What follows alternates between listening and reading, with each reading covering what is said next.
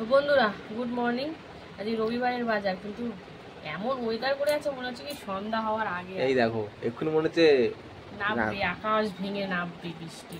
তো যাই হোক, আমাদের কাজ তো আমাদের করতেই হবে, মানে আমার কাজ আমাকে করতে হবে আর ওর কাজও ওকে করতে হবে, কারণ হচ্ছে ওয়েদার যাই হোক না কেন। তো চাল কুমড়ো কালকে তো ডালে করেছিলাম, আর এই যে বেশিরভাগটা রেখে দিয়েছি, আজকে বাকিটা করে ফেলবো। আর এখানে পটল, পেঁপে, আর এই দেখো কালকে আবার নিয়ে এসছে, কালকে বেলার দিকে একটু বাজারের দিকে গেছিলো, নিয়ে এসছে, বলছে ভেজে খাওয়া আছে। তো এখন আর ভাজবো না, কালকে এমনি পটল ভেজেছিলাম। কেমন হয়ে যাচ্ছে নাকি? ঠিক আছে, হ্যাঁ একটু কেমন হয়ে যাচ্ছে, তো এক জায়গায় রেখে প্লাস্টিকের মধ্যে আটকানো থাকে তো ঘেমে যাচ্ছে, তাই জন্য ঘেমে গেছে। আর পেঁপেটাও কালকে করিনি, আজ পেঁপেটা কিন্তু সিদ্ধ খেতে হবে। তো এই হচ্ছে সবজি বাজার। এখানে টমেটো আর ধনে পাতা নিয়ে এসছে, এখনই নিয়ে আসলো অবশ্য। তো চলো, মাছ তো ওখানে দেখছি দুখানা পোটলা রয়েছে, কী কী আছে চলো দেখি। এই দেখো, প্রথমেই একটা পোটলা খুলি। বাবা একদম ছোটো ছোটো এই মাছগুলো, আমি হচ্ছে বড়ো বড়ো হবে মনে হয়, এটা 2 পিস 3 পিস হবে। তো এই দেখো বন্ধুরা, এই যে এটা কী মাছ বলো তো?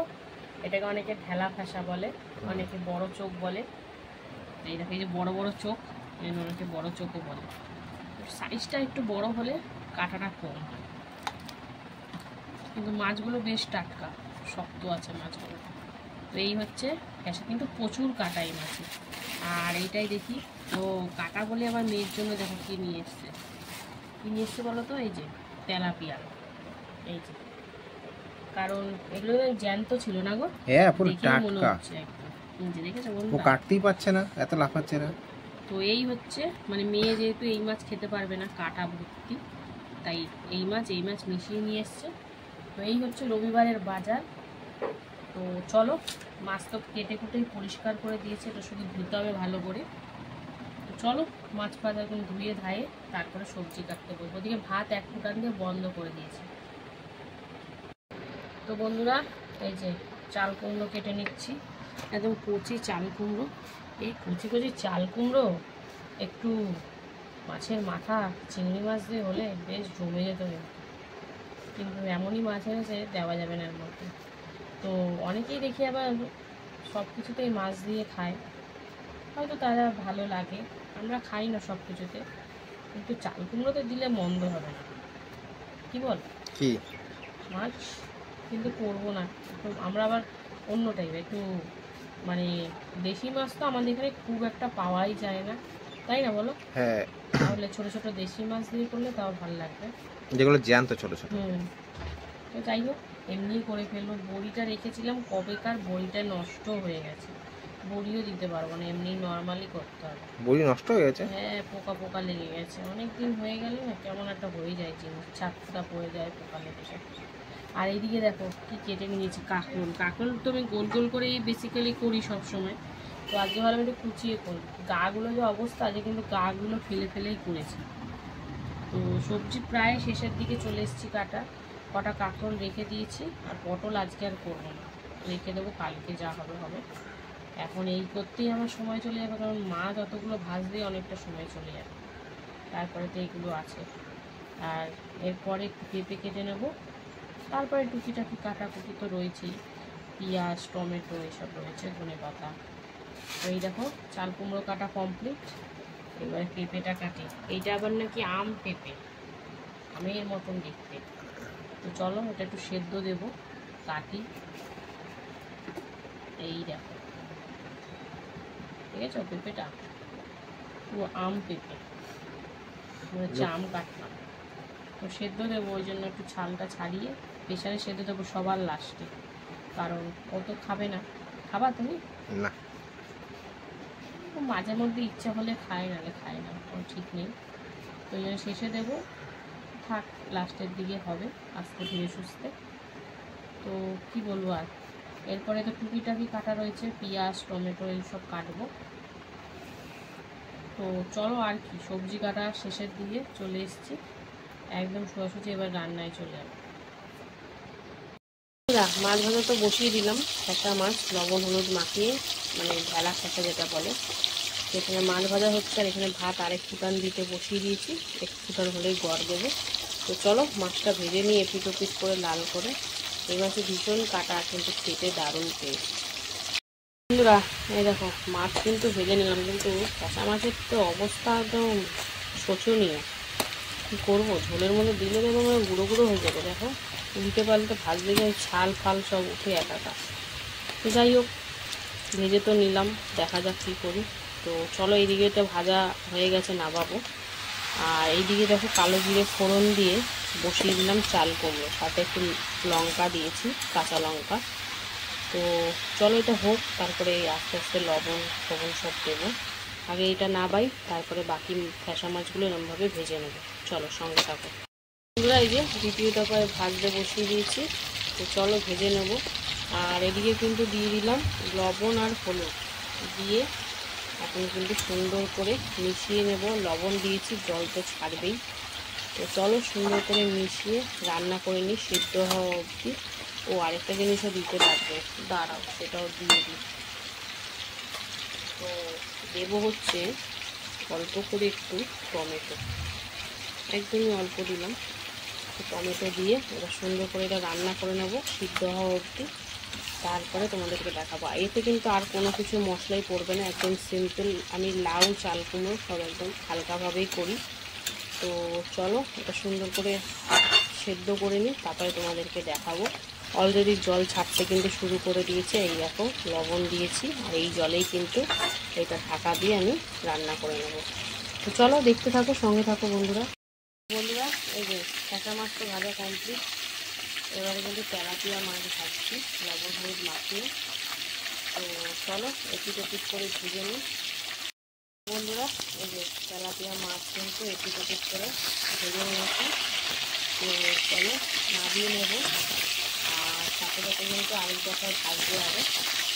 তো চলো ভেজে নিই মাছগুলো, তারপরে চাল কুমড়ো আমি সুন্দর করে সেদ্ধ হয়ে গেছে, দিয়ে দিলাম চিনি। চিনি দিয়ে সুন্দর করে মিশিয়ে নিলাম। আর এত সুন্দর কচি চাল কুমড়ো খুব তাড়াতাড়ি হয়ে গেল। আমি একটু দিয়ে দিচ্ছি ধনেপাতা কুচি, তাহলে বেশ ভালো লাগবে ফ্লেভারটা। তো চলো ধনেপাতা কুচি দিয়ে ভালো করে মিশিয়ে আর 2-1 মিনিট মতন রান্না করে কিন্তু নিলে রেডি হয়ে যাবে। আজকে দুর্ভাগ্যবশত বইটা দিতে পারিনি, নাহলে আরও জমে যেত। তো চলো এটা তো প্রায় শেষের দিকেই, আরেকবার তোমাদের সাথে শেয়ার করবো একটু শুকনো করে। আর এদিকে দ্বিতীয় দফায় তেলাপিয়া মাছ ভাজা হচ্ছে বন্ধুরা। এরকম চাল কুমড়ো একদম রেডি, চলো এবার নামিয়ে নেব। তো এরপরে কী করি না করি সঙ্গে থাকো, দেখতে পাবে। তাহলে একদম শুকনো শুকনো হয়ে গেছে বন্ধুরা। এদিকে কিন্তু পেঁপে সিদ্ধ বসিয়ে দিলাম প্রেসারে, আর এদিকে মাছ ভাজাটা কমপ্লিট। এবার মাছের ঝাল করবো, তার জন্য কিন্তু ওই তেলের মধ্যে কালো জিরে আর ফোড়ন দিয়ে পেঁয়াজটা এখন ভেজে নিচ্ছি। তো চলো পেঁয়াজটা একটু ভাজা ভাজা হলে তারপরে আস্তে আস্তে মশলাপাতি সব দেবো।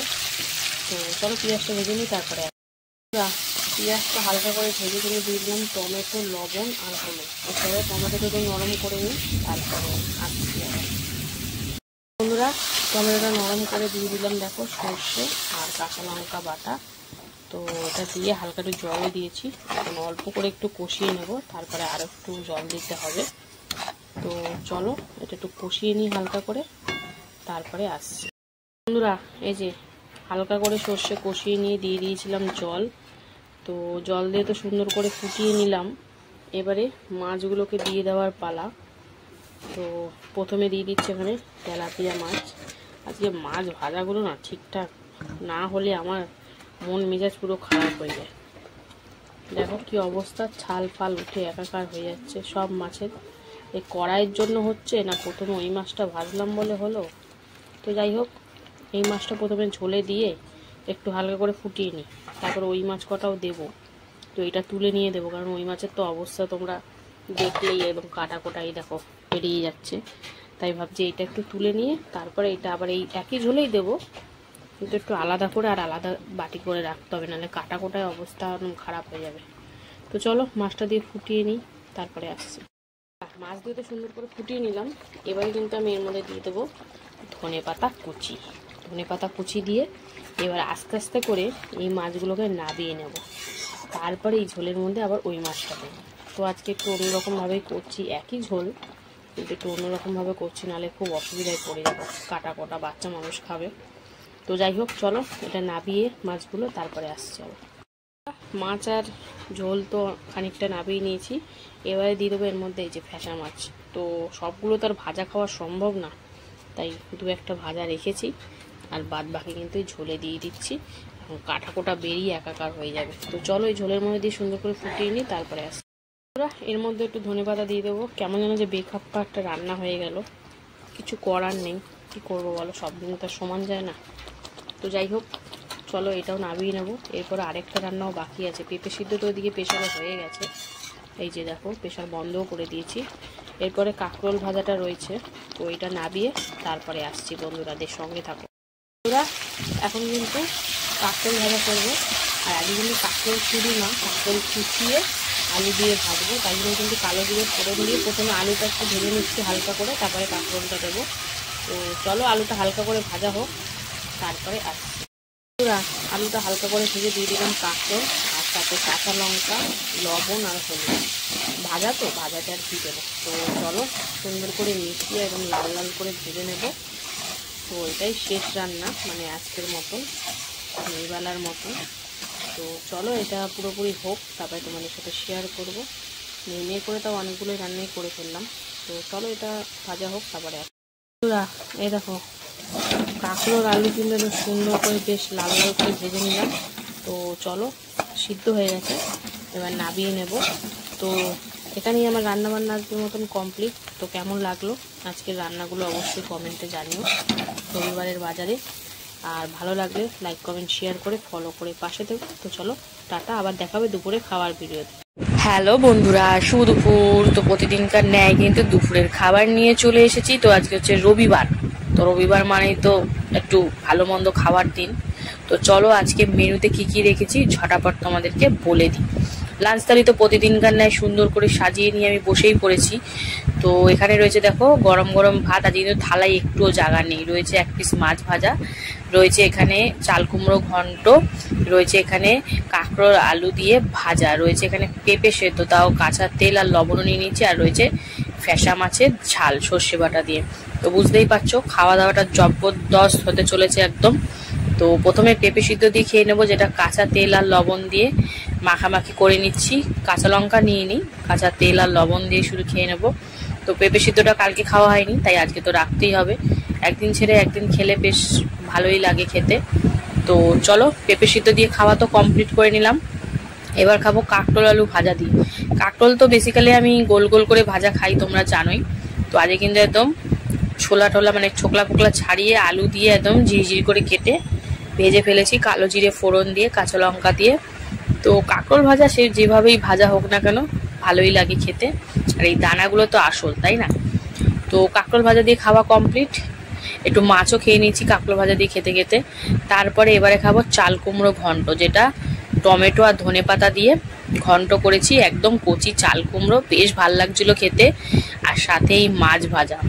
মাছের কাটা আমিকে পরোয়া করি না, আমি মাছের কাটা শুদ্ধই একদম মেরে দিচ্ছি, দেখতে পাচ্ছ?